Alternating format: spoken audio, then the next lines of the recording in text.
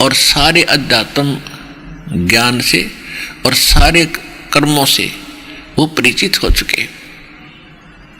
तो कहने का भाव ये है कि वो फिर इस संसार की किसी अन्य वस्तु की इच्छा नहीं रखते, वो केवल वृद्ध अवस्था से यानी और पुनर्जन्म से छुटकारा पाना चाहते।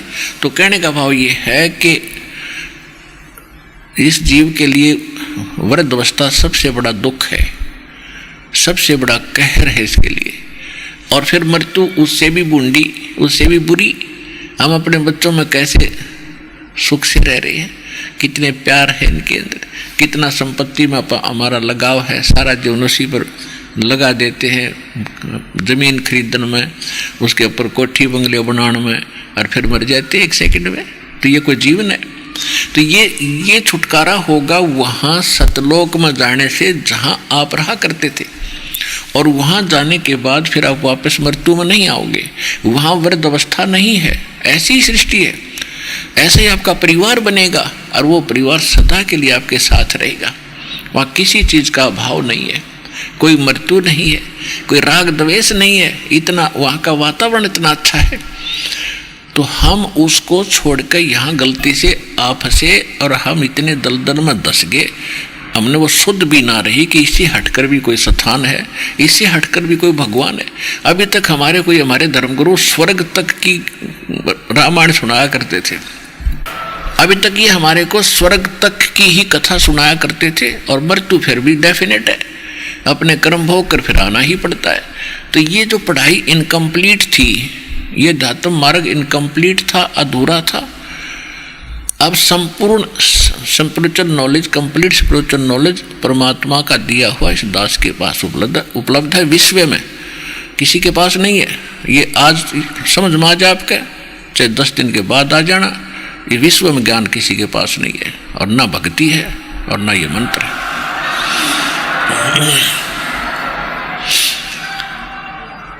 तो कहने का तात्पर्य ये है कि ये कह रहा है कि वो जो इस बात से परिचित हो चुके हैं और उन्हें तत्वदर्शी संतों से मिलन उनका हो चुका है, वो ही व्यक्ति, वही साधक केवल उस स्थान को पाने की चेष्टा करते हैं जहाँ जरा और मरण नहीं है, जहाँ वृद्ध अवस्था और मृत्यु नहीं है।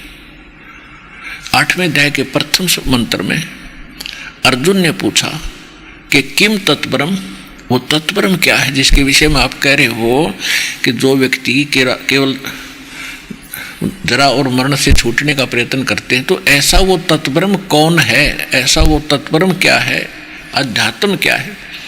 तो 8वें अध्याय के 3 श्लोक में गीता जी में गीता ज्ञानदाता कहता है कि वो परम अक्षर ब्रह्म है, यानी गीता ज्ञानदाता से अन्य है।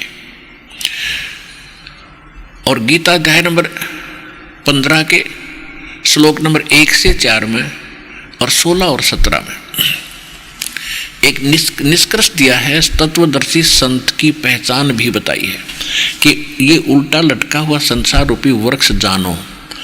जैसे जड़ वृक्ष तो वैसे नीचे से ऊपर होता है, जमीन में जड़ होती है, ऊपर तना होता है, डार होती है, शाखा होती है, पत्ते होते हैं। तो इसको ये समझ लो कि ये उल्टा लटका हुआ है, ऊपर को जड़ है, वो तो पूर्ण परमात्मा है, क्योंकि जड़ ही पूरे वृक्ष को आहार देती है, पालन करती है।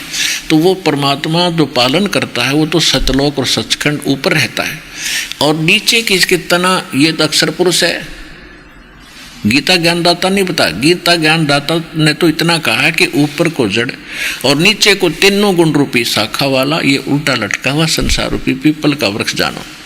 और जो संत इसके सारे विभाग जानता है, स वेदविद, वो तत्वदर्शी संत है, वो वेद के तात्पर्य को जानता है, उससे बात कर। तो जैसे परमात्मा की लीला में लिखा है कि वो स्वयं आकर के यथार्थ ज्ञान अपनी अच्छी आत्माओं को देते हैं, सतलोक से चलकर आते हैं, तो 600 वर्ष पहले परमात्मा ने वो भूमिका की थी। इस तत्व ज्ञान को 600 वर्ष पहले बोला था, जिसे सच्चिदानंद घनब्रह्म की वाणी 4th अध्याय के 32वें श्लोक में गीता जी में कहा है। तो उसमें क्या लिखा है कि अक्षर पुरुष एक पेड़ है और सरपुरुष वा की डार और तीनों देवा शाखा है ये पात रूप संसार। 600 वर्ष पहले सूक्ष्म वेद के अंदर ये कंप्लीट गीता ज्ञान निष्कर्ष दे रखा था 15वें अध्याय का एक श्लोक में।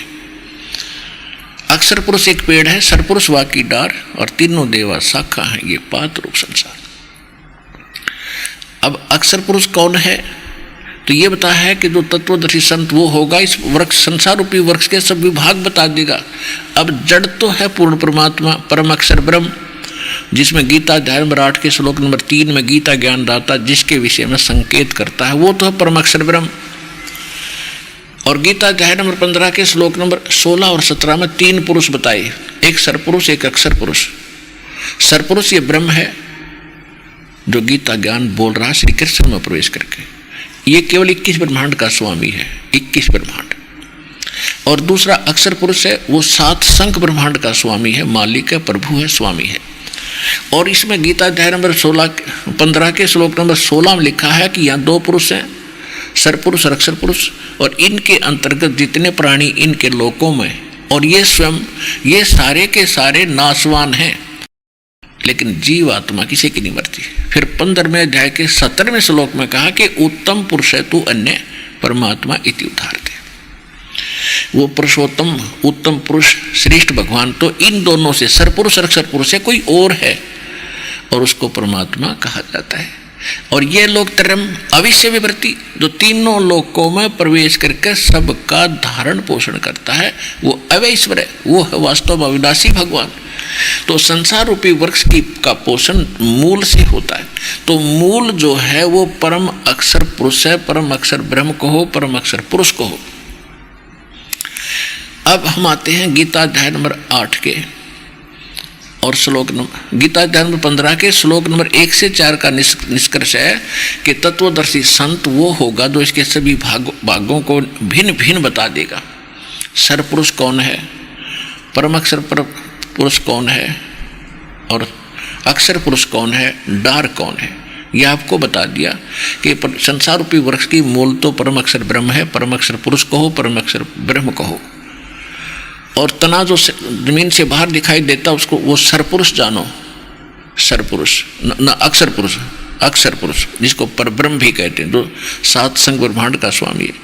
उसके बाद उस तने से एक मोटी डार निकलती है, वैसे तो बहुत सी निकलती है, उनमें से एक को समझो ये सरपुरुष है, ज्योत निरंजन है, ये काल है, 21 ब्रह्मांड का स्वामी है, ये ब्रह्मा विष्णु महेश का पिता है। तो इसके डार के आगे फिर 3 शाखा हैं, रजगुण ब्रह्मा, सद्गुण विष्णु, तम गुण शिव, और आगे पात रूप संसार है। इनके इस उस डार पर लगी हुई शाखाएं 3, और उनके आगे जितने पत्ते हैं तो उनके वो हम हैं, पात रूप संसार। ये तो परमात्मा ने बताया और दास ने आपका रूबरू कर दिया। तो ये कंप्लीट जो ज्ञान इनका बताता है वो तत्वदर्शी संत है। तो इस विश्व में आज तक आपने भी खूब अध्यात्म मार्ग की खोज की है, संतों से भी मिले हो, सदग्रंथ भी आपने बहुत पढ़े हैं, आज तक आपको ये ज्ञान बतानिया नहीं मिला होगा। तो इससे भी सिद्ध हो जाना चाहिए आपके हृदय में कि इस विश्व में दूसरा वर्तमान में कोई संत नहीं है।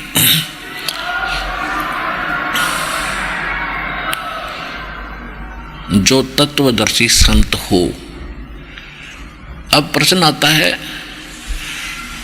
गीता अध्याय नंबर 8 के श्लोक नंबर 3 में वो परम अक्षर ब्रह्म बताया है कि जिसको जानने के बाद प्राणी जो संतों के पास पहुंचेगा, तत्वदर्शी संतों के पास जाएगा, वो उसको यथार्थ ज्ञान देंगे, उसके बाद वो केवल भक्ति करेगा मोक्ष के लिए ही।